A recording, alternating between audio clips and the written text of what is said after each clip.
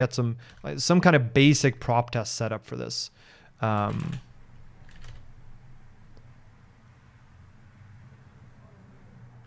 So let's look at the tests that we currently have. So we have this round trip function, which is match line code. You see here, for this case, it generates a bunch of things that match this pattern. And you see it's not just a straight as adding the dependency. There we go. So as per our previous discussion here, they claim that you want to do 1.0.0. I don't know if I believe them. I'm going to go ahead and make that 1.0. And now if we go back here, we use the prop test prelude. Now, I wonder here whether we even want this to be in the same file.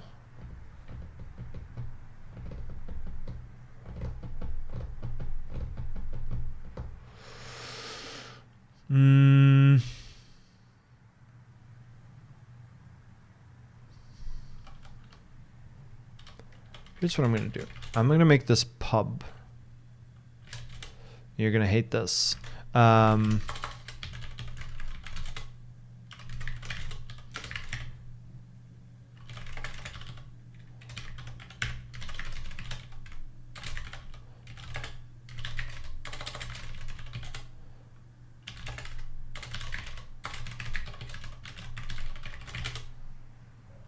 If I remember correctly here.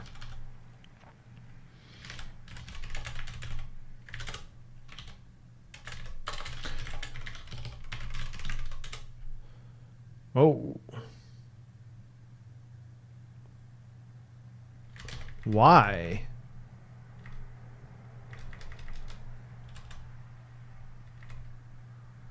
That's interesting.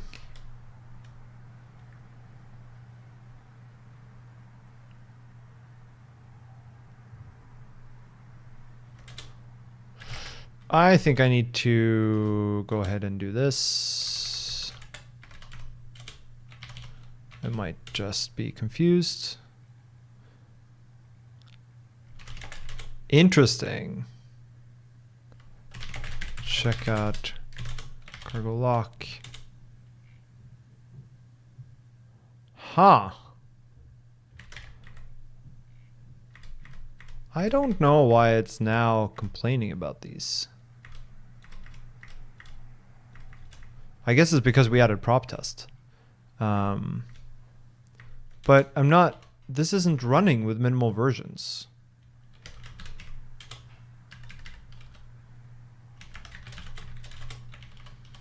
That shouldn't make a difference. In fact,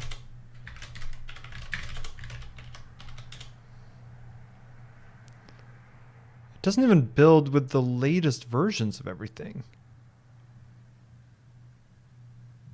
Found create bytes compiled by an incompatible version of Rust. Compiled by rustc beta. Interesting. Oh, my environment variable is no longer being set. That's why. That's how it feels about that.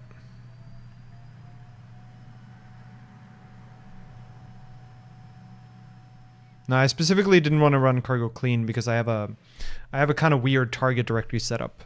Although apparently it wasn't using it anyway, so it wouldn't have made a difference. So that looks like it builds. Check out cargo lock, cargo check.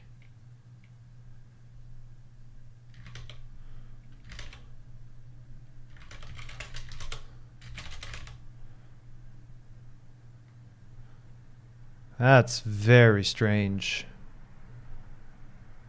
Looks like we got into some weird fingerprinting issue here. All right, well, that seems to now be working. And with, all right. That builds. Now, the reason I did this is because I want via cargo to just be a standard integration tests file where we have like just imperative tests. And then I want the prop tests to be separate so that we can choose whether or not to run them. We might even ignore this whole file. Now, the challenge is this round trip function, I actually want to be usable in both of these. So what I do is I make the via cargo thing a module that I then use something from. Now actually this might not work the way I want it to because it might end up running those tests twice. There are other ways to do this, but the auto detection the cargo does for test suites is actually a little bit annoying here. You can turn it off, but let's see what we get out of here. So many dependencies.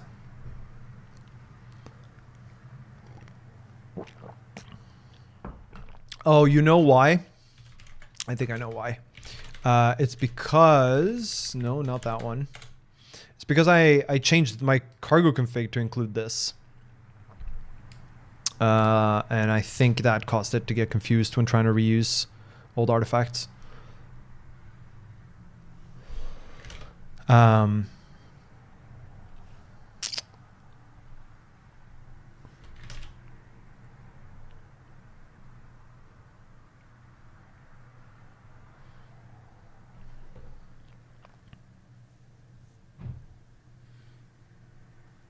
So I think cargo test is actually now going to run the unit test and via cargo twice. Yeah. See, it runs it via here as well. All right, fine. So what we'll do then is we'll make a subdirectory called something like util. And then we will copy tests via to tests util round trip mod.rs. And then we remove the unit test from here. And then we go back to via cargo. We say mod util. And we use util round trip. And then we can get rid of all these. And then we do the same in prop tests. And now let's see what we get.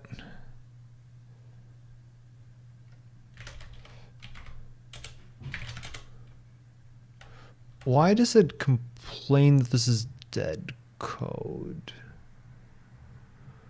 Oh, because it thinks this is a main. That's fine. We'll do allow dead code. Okay, so back to prop test. So now that we have this, and it only runs our test once, and the warnings are all from prop test.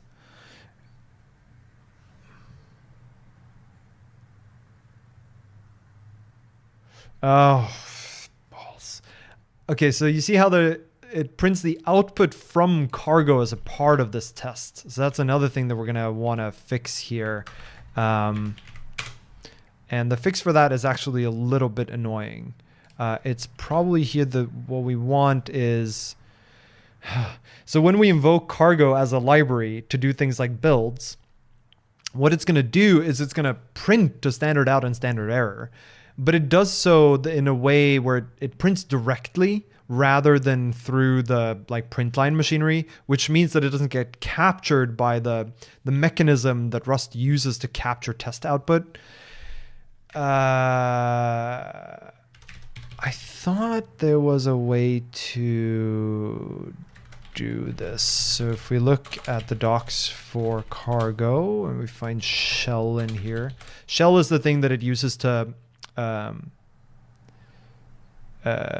sort of emulate the output location. But what we want here is to probably do it from right, I suppose. So if we do from right, I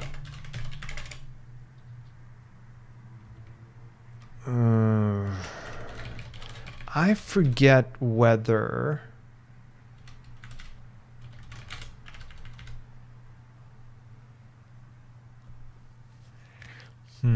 This makes me wonder actually what the Rust test suite uses for this. No, from right.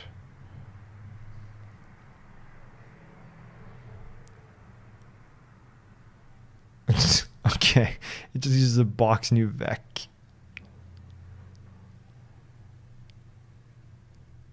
I see. It uses a, yeah, I guess we can just use a file here instead. So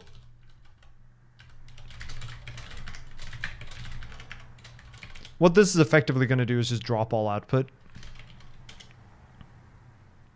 which might be annoying. We might actually want that output, but I think in this case, it's rare that we'll want the output from cargo itself. That's fine. All right, so back to round trip. So what we want here, we can just start from one of the examples that they give here. And if we go back to via cargo, we can actually steal this whole test.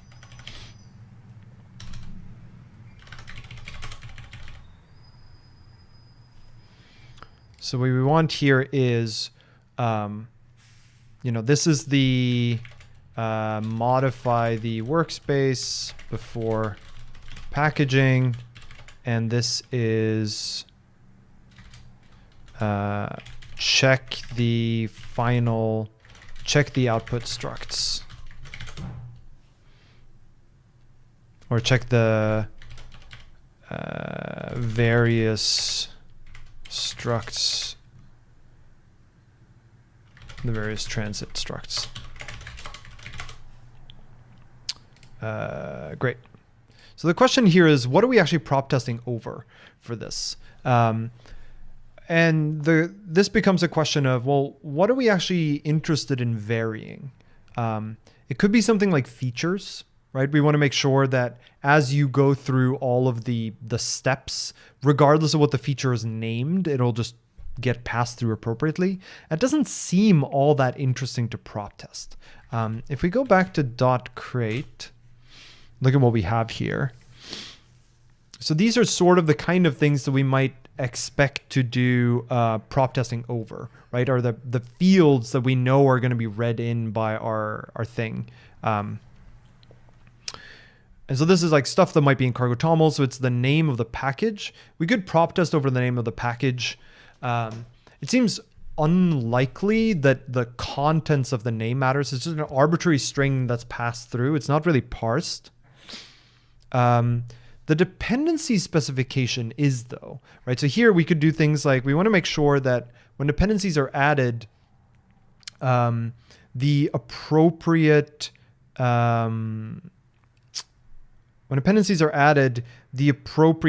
like version specifier, optionality and stuff ends up being passed through. So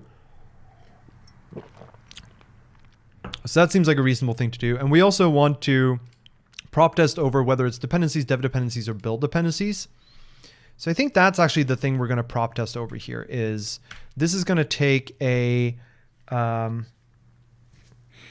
probably a vector of dependencies, I think is what we want. So let me go back to the strategy here. So you can do things like, where's the prop compose here? No, generating filtering, generating enums. Where's the prop for getting a vector? Higher order strategies. There we go. So here, the kind of inputs that we want for this is deps. But really,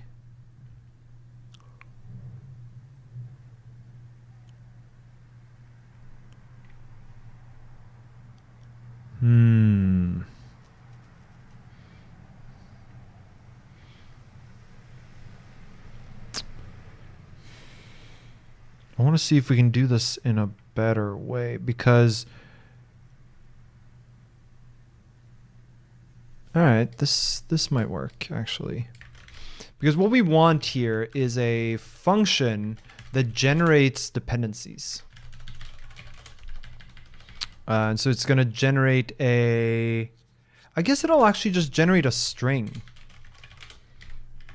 Like a vector of string. Where that string is really a toml specifier, right? And so what we want is something, and we could specify that just by regular expression, but it feels more appropriate to generate the structured representation and then turning it into a string. Now, what I'm curious about is the right way, canonical, any, right. So I think what we want here is something like struct dependency.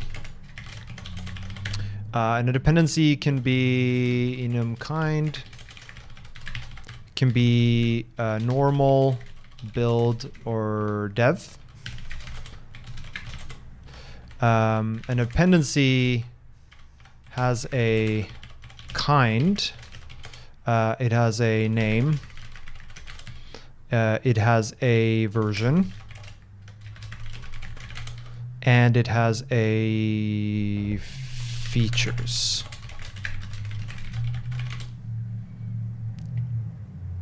Is there anything else we have? It has an optionality.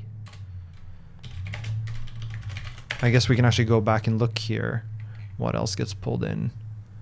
It has an index field, which is also arguably something we want to include here.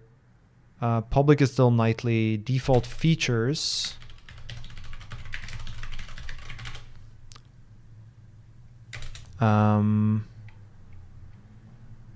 Package.